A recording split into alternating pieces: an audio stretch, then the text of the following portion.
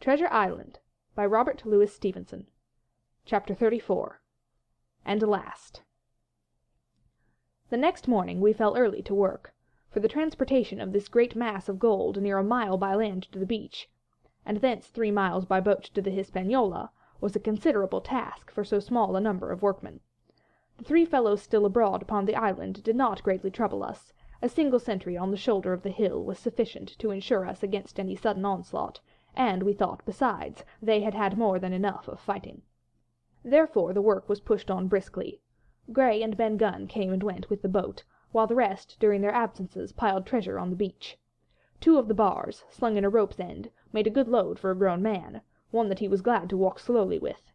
For my part, as I was not much use at carrying, I was kept busy all day in the cave, packing the minted money into bread bags. It was a strange collection, like Billy Bones's hoard for the diversity of coinage, but so much larger and so much more varied that I think I never had more pleasure than in sorting them. English, French, Spanish, Portuguese, Georges and Louis, doubloons and double guineas, and moidores and sequins, the pictures of all the kings of Europe for the last 100 years, strange oriental pieces stamped with what looked like wisps of string or bits of spider's web, round pieces and square pieces, and pieces bored through the middle, as if to wear them round your neck. Nearly every variety of money in the world must, I think, have found a place in that collection, and for number I am sure they were like autumn leaves, so that my back ached with stooping and my fingers with sorting them out. Day after day this work went on. By every evening a fortune had been stowed aboard, but there was another fortune waiting for the morrow, and all this time we heard nothing of the 3 surviving mutineers. At last, I think it was on the 3rd night, the doctor and I were strolling on the shoulder of the hill, where it overlooks the lowlands of the isle, when, from out of the thick darkness below, the wind brought us a noise between shrieking and singing. It was only a snatch that reached our ears, followed by the former silence. "Heaven forgive them," said the doctor. "'Tis the mutineers." "All drunk, sir," struck in the voice of Silver from behind us. Silver, I should say, was allowed his entire liberty, and in spite of daily rebuffs, seemed to regard himself once more as quite a privileged and friendly dependent. Indeed, it was remarkable how well he bore these slights, and with what unweary politeness he kept on trying to ingratiate himself with all. Yet, I think, none treated him better than a dog, unless it was Ben Gunn, who was still terribly afraid of his old quartermaster, or myself, who had really something to thank him for, although for that matter, I suppose, I had reason to think even worse of him than anybody else, for I had seen him meditating a fresh treachery upon the plateau. Accordingly, it was pretty gruffly that the doctor answered him. "Drunk or raving," said he. "Right you were, sir," replied Silver. "and precious little odds which, to you and me."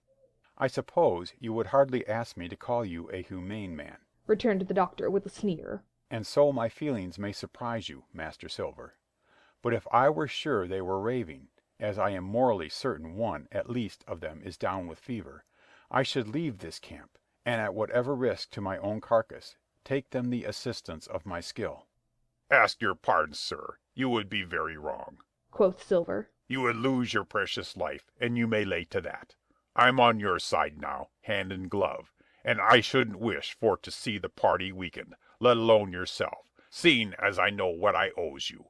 But these men down there, they couldn't keep their word. No, not supposing they wished to, and what's more, they couldn't believe as you could." "No," said the doctor. "You're the man to keep your word, we know that." Well, that was about the last news we had of the 3 pirates. Only once we heard a gunshot a great way off, and supposed them to be hunting. A council was held, and it was decided that we must desert them on the island, to the huge glee, I must say, of Ben Gunn, and with the strong approval of Gray.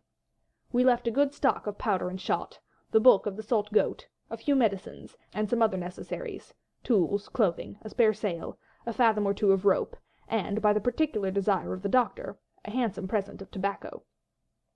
That was about our last doing on the island. Before that, we had got the treasure stowed, and had shipped enough water and the remainder of the goat meat, in case of any distress, and at last, one fine morning, we weighed anchor, which was about all that we could manage, and stood out of North Inlet, the same colours flying that the captain had flown and fought under at the palisade. The 3 fellows must have been watching us closer than we thought for, as we soon had proved, for, coming through the Narrows, we had to lie very near the southern point, and there we saw all 3 of them kneeling together on a spit of sand, with their arms raised in supplication. It went to all our hearts, I think, to leave them in that wretched state, but we could not risk another mutiny, and to take them home for the gibbet would have been a cruel sort of kindness. The doctor hailed them, and told them of the stores we had left, and where they were to find them. But they continued to call us by name and appeal to us, for God's sake, to be merciful, and not to leave them to die in such a place. At last, seeing the ship still bore on her course, and was now swiftly drawing out of earshot, one of them, I know not which it was, leapt to his feet with a hoarse cry, whipped his musket to his shoulder, and sent a shot whistling over Silver's head and through the mainsail. After that we kept under cover of the bulwarks, and when next I looked out they had disappeared from the spit, and the spit itself had almost melted out of sight in the growing distance. That was, at least, the end of that, and before noon, to my inexpressible joy, the highest rock of Treasure Island had sunk into the blue round of sea. We were so short of men that everyone on board had to bear a hand. Only the captain lying on a mattress in the stern and giving his orders, for though greatly recovered he was still in want of quiet.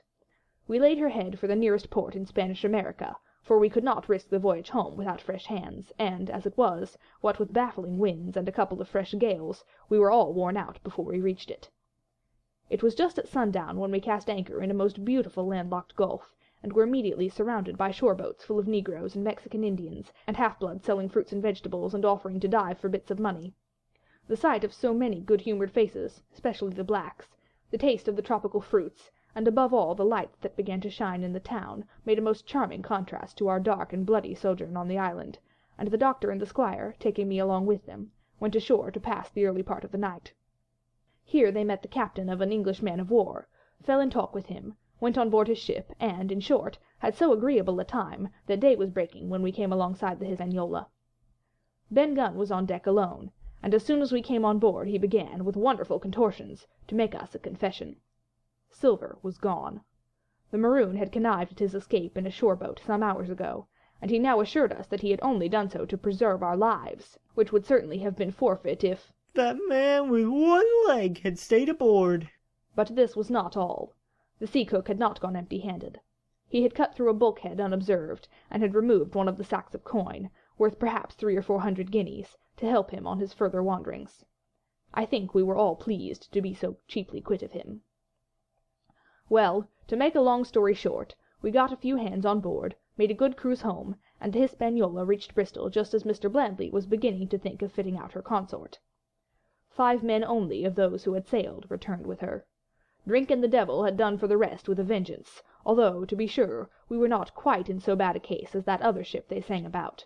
With 1 man of her crew alive, what put to sea with 75? All of us had an ample share of the treasure, and used it wisely or foolishly, according to our natures. Captain Smollett is now retired from the sea.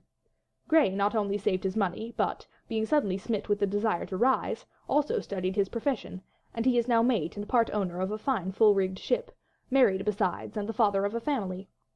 As for Ben Gunn, he got £1,000, which he spent or lost in 3 weeks, or, to be more exact, in 19 days, for he was back begging on the 20th.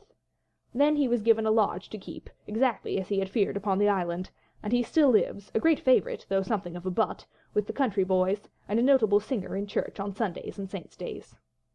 Of Silver we have heard no more. That formidable seafaring man with 1 leg has at last gone clean out of my life, but I dare say he met his old negress, and perhaps still lives in comfort with her and Captain Flint. It is to be hoped so, I suppose, for his chances of comfort in another world are very small. The bar silver and the arms still lie, for all that I know, where Flint buried them, and certainly they shall lie there for me. Oxen and wain ropes would not bring me back again to that accursed island, and the worst dreams that ever I have are when I hear the surf booming about its coasts, or start upright in bed with the sharp voice of Captain Flint still ringing in my ears. Pieces of 8! Pieces of 8! End of chapter 34. End of Treasure Island.